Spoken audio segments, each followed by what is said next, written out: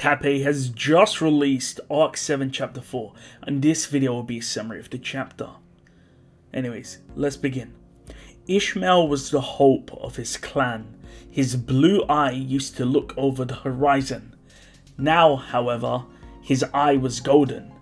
It was foreboding like a golden moon overlooking the sky. In order to raise his name, he joined the rebellion.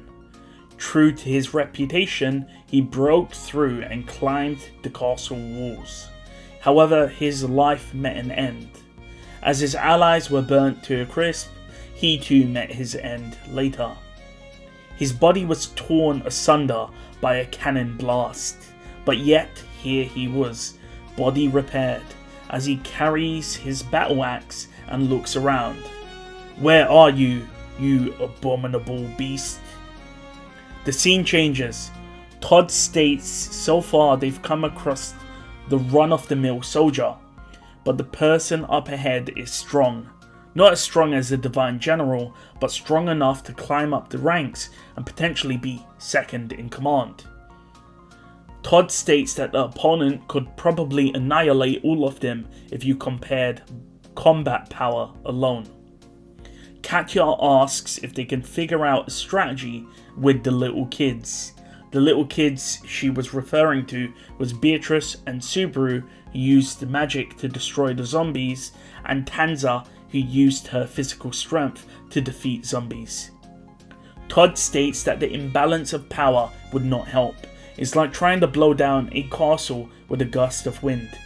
Flop asks Todd to confirm if they're going down this path and if it will be difficult, and Todd states that it will be a difficult path.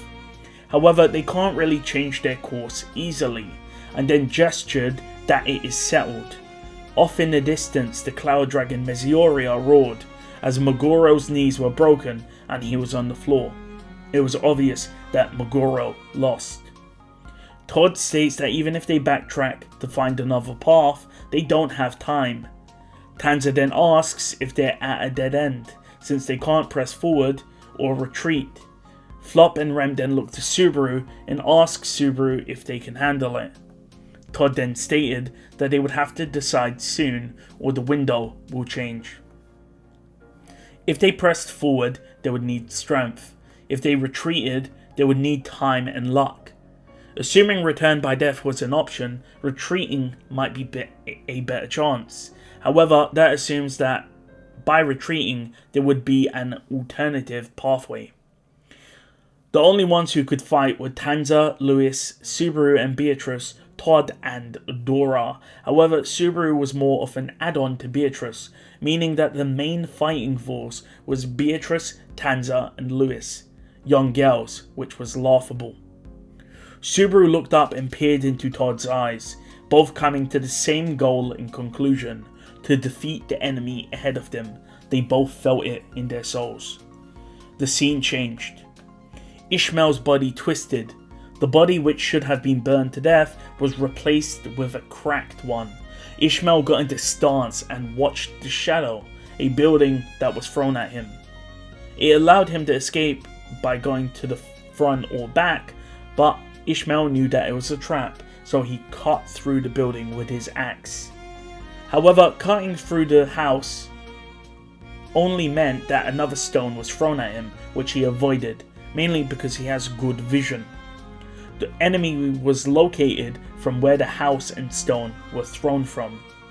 More buildings and stones were thrown at him, but he pressed forward. He respected it, and he would then therefore crush it.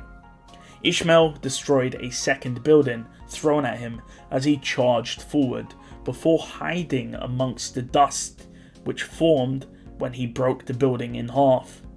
He sees that there's a man and a young girl off in the distance. He could see that the young girl was throwing buildings and the man was throwing rocks.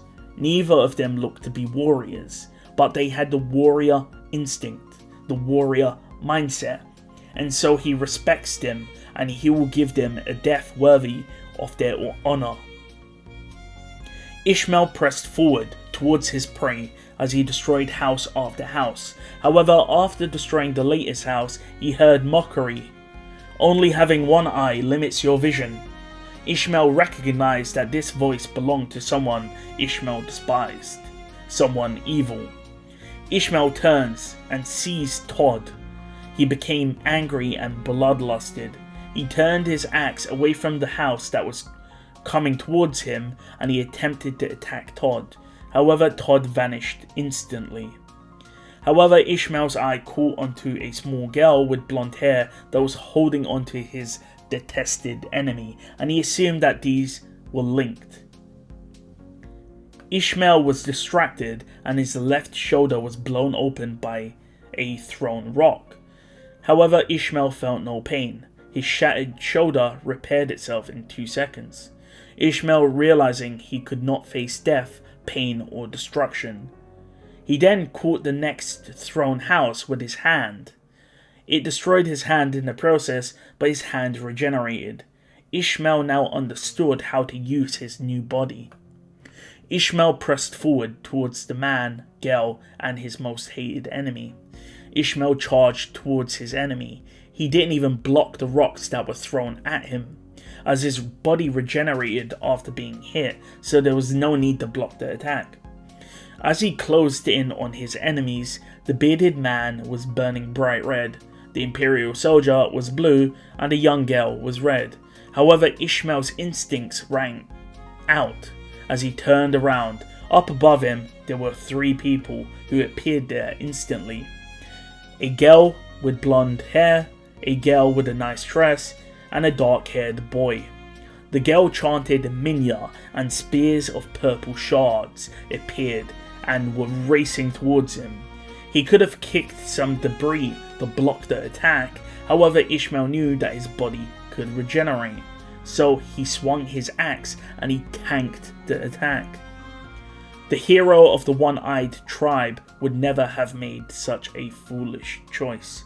And with that, the chapter ends. So for those that don't understand, Subaru and Todd baited Ishmael into believing that his body could regenerate from any attack. And so that way when Beatrice used the Minya, he didn't block it. He just tanked the attack because he had the belief that his body would regenerate. But of course we know that Minya will destroy his body permanently. And the ending is supposed to show that if it was the true Ishmael before he died, he would never have made that mistake. And he would have blocked the attack by kicking debris in front of it. So it's to show that this resurrection technique made Ishmael overconfident. And of course Todd and Subaru came up with a plan which sort of took priority over that. And yeah, it was a good chapter, and with that I'll see you guys next time.